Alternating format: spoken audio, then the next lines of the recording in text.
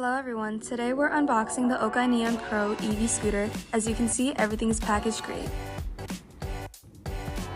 So here we have the OKAI Neon Pro out of its packaging. As you can see, the handlebars come disassembled.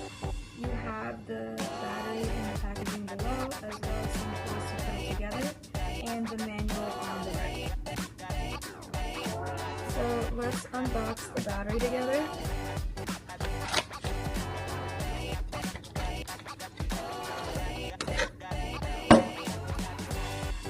We have the wire here, and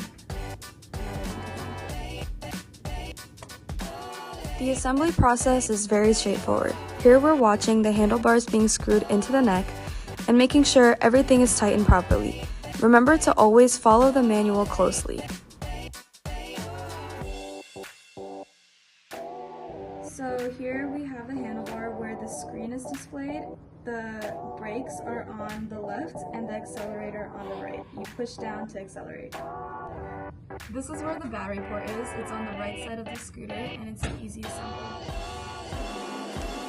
Fun part, taking it on a ride.